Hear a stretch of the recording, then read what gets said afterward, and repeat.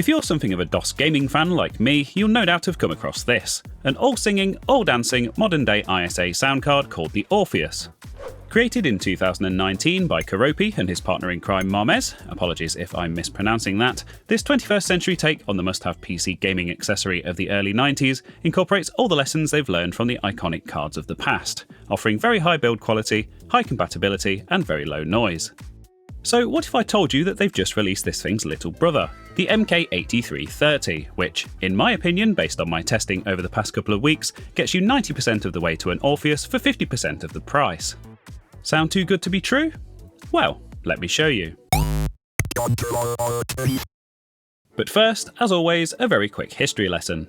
ISA, or the industry standard architecture, basically began life with the original IBM PC way back in 1981. I say basically, it's a bit more complicated than that, but I think even the most hardened YouTube commenter will find it hard to deny that ISA as we know and love it has been around since at least the 286 era, and that these slots were a standard feature in PCs right up until the turn of the century, around 15 years later. In fact, you can even buy a brand new motherboard featuring ISA slots today. It was this standardisation that led to the IBM compatible PC's dominance in the 90s and beyond, giving software and particularly game developers the confidence to target popular sound cards like the AdLib and of course Creative Labs' de facto standard SoundBlaster range, which even spawned a compatibles market all of its own. It's these cards that the Orpheus, and now the MK8330, seek to recreate.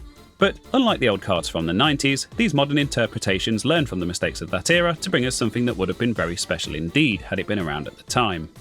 Oh, and one more thing before we get started. In the interest of full disclosure, I should mention that the MK8330 card and its associated accessories were provided to me for the purposes of this review by Keropi. So let's take a closer look at the card itself. Mine's fully kitted out with the optional PC MIDI expansion, a popular MPU 401 clone that I've covered on the channel before, and we'll take a look at this new version shortly. In keeping with the low-cost Orpheus theme, there's also a new wavetable board called the E-Wave, which is based on an ESS chip and offers a lower-cost alternative to the popular Dream Blaster boards. This is available separately, or bundled with a nice discount, and compatible with any card with a standard wavetable header. And indeed, any standard wavetable board will work quite happily with the MK8330. We'll hear what the E-Wave sounds like later in the video. Much like its bigger brother, this card uses high-quality Nichicon capacitors throughout, with audio-grade caps used in the audio path itself. The PCB is a 4-layer design that's been carefully engineered to eliminate all forms of noise and interference, unlike some of those notoriously noisy cards of 30 years ago.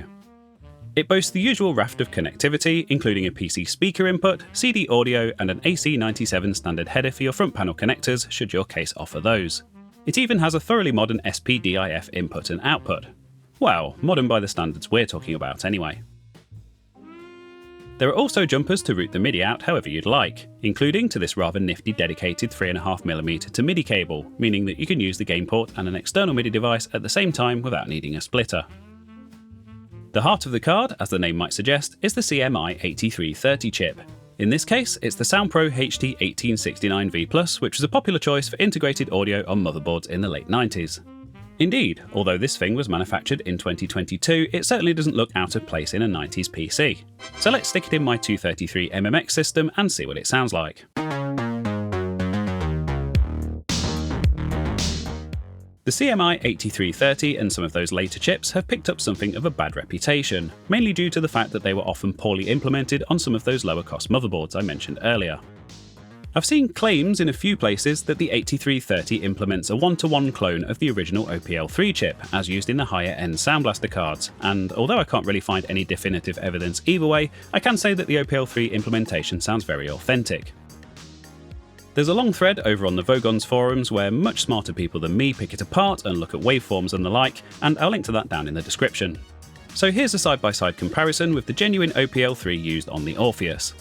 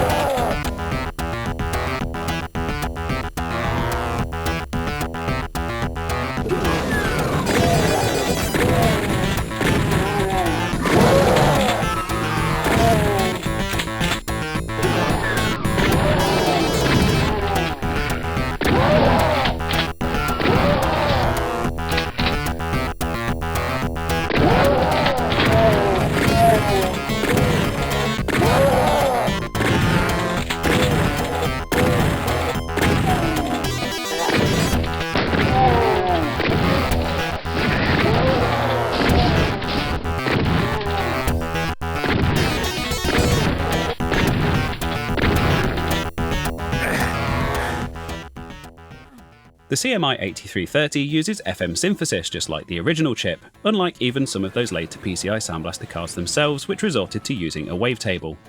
This chip hails from a golden era when we were making the transition from DOS to Windows 9X, and it offers excellent compatibility with both, as well as Windows 3.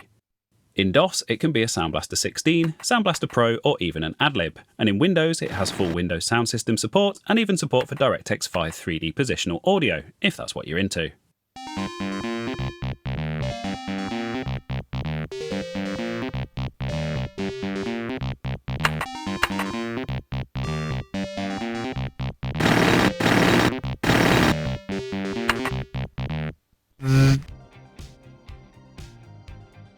One thing that really struck me about this card versus some of the older sound cards I've used is just how painless it is to get up and running.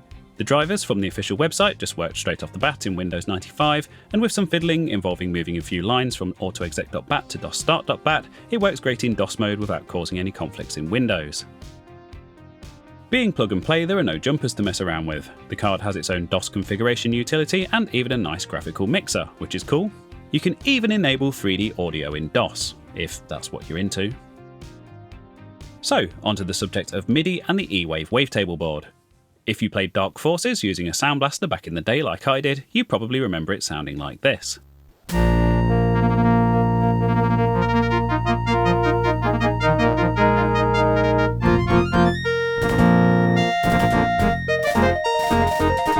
If you were a millionaire and had a high-end external MIDI device like the Roland SoundCanvas, you'll remember it sounding like this.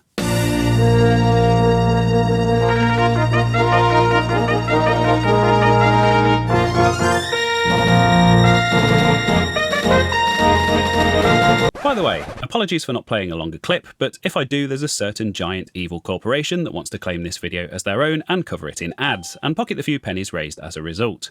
But I'll post the raw captures and a load more over on my second channel so you can give them a listen. I'll link the playlist in the description. Anyway, the WaveTable board acts as a tiny MIDI device with a high-quality preloaded sound bank that sounds like this.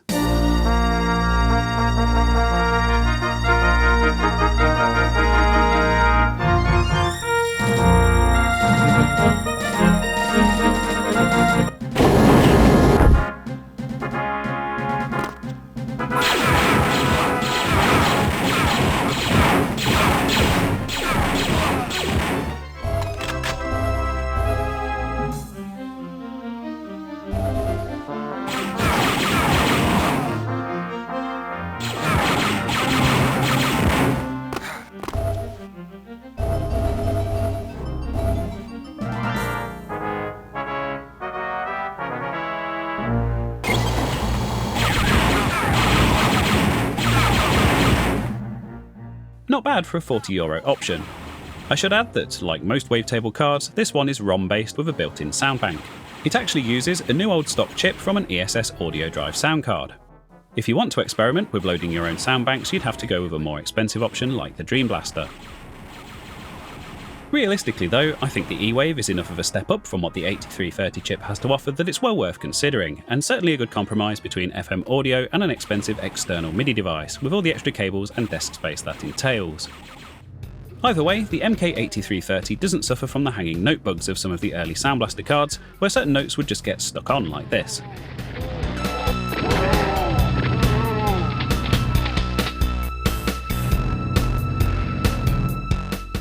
Working out which specific SoundBlaster models have proper working MIDI output can be a bit of a minefield, so it's good to not have to worry about that. Anyway, talking about external MIDI devices, this is where the PC MIDI add-on comes in. Now, this one is certainly something of a luxury, and it's not actually available at launch thanks to the global supply chain issues. I covered the PC MIDI in my older video.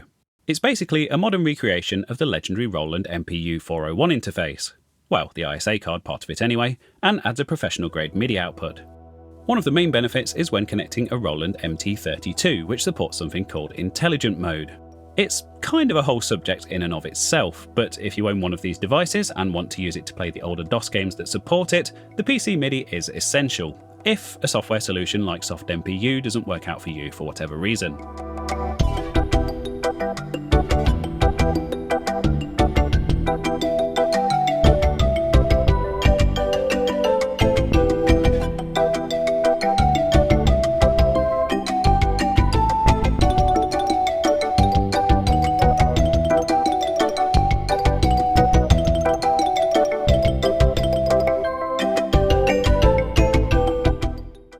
If you already own an ISA PC MIDI card or even an original MPU 401, the MK8330 will work quite happily alongside that, but the dedicated add-on here does save an ISA slot. In fact, this header basically just passes through the ISA bus, with the smaller header carrying the MIDI data to the outside world. A very neat solution, and much better looking than the version of the Orpheus without all the PC MIDI stuff, which just serves as a constant reminder of what you're missing out on. Of course, if you're planning on using a DOS machine to control external MIDI synths and the like for more serious audio work, this dedicated MPU 401 clone is a much more professional solution than the 8330 chip's more basic onboard MIDI capabilities. The MK8330 also boasts AdLib support, so I tested out a few older AdLib games and it all worked seamlessly and sounded exactly as expected.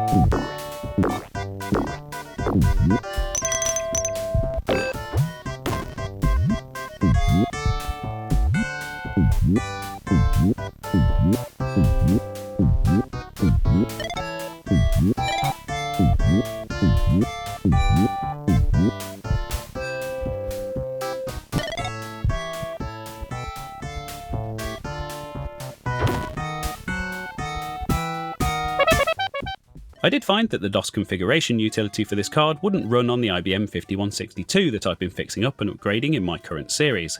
It's a 286, so my best guess is that the driver uses some 386 or later instructions. That's certainly important to be aware of for owners of these much older machines, as the CMI 8330 chip was aimed squarely at the 90s era of DOS gaming.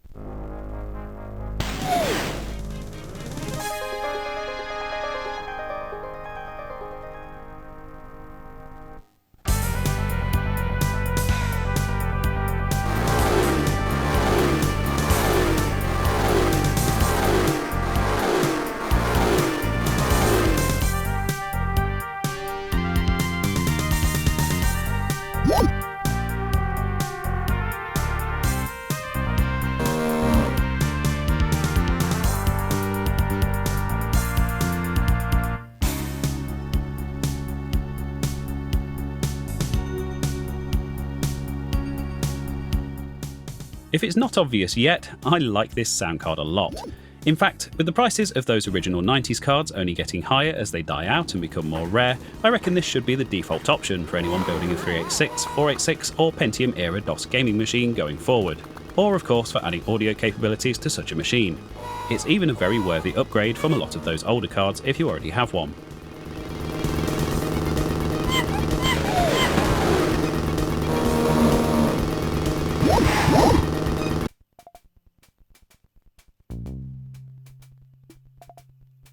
One thing that really struck me about this card is how quiet it is.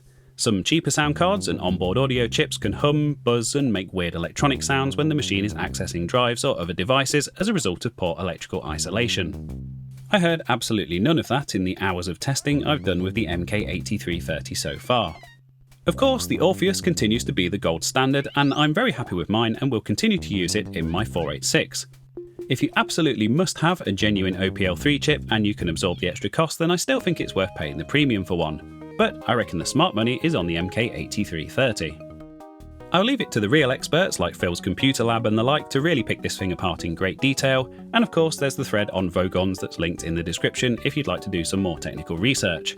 But as a DOS gaming enthusiast looking for a very high quality and hassle-free solution, the bare MK8330 card without the add-ons is a very easy recommendation to make.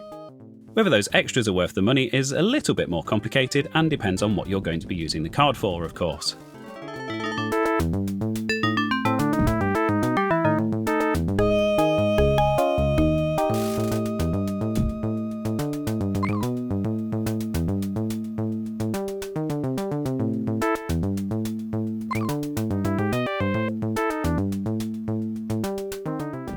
As far as negatives go, well, Apart from the 286 issue I mentioned, I did find audio levels to be a bit inconsistent in some games compared to what I'm used to, with either the music too loud or too quiet compared to the sound effects, but enabling the SB mixer compatibility mode in the driver does supposedly go away towards fixing that, and besides, it only takes a second to tweak the audio levels in most games anyway.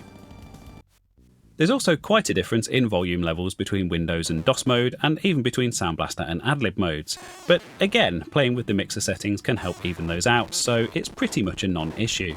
I only really mention it because everything else works so well out of the box. Keropi also made me aware of some potential compatibility issues, meaning that some games don't like either the SoundBlaster Pro or SoundBlaster 16 emulation, the solution being to switch from one to the other, but in all honesty, I didn't come across this at all in the games that I tested.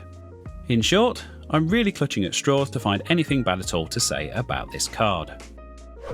So thanks as always for watching, big thanks to my patrons and channel members whose names you see on screen as I speak, and I'll hopefully see you again soon for some more vintage tech and gaming shenanigans.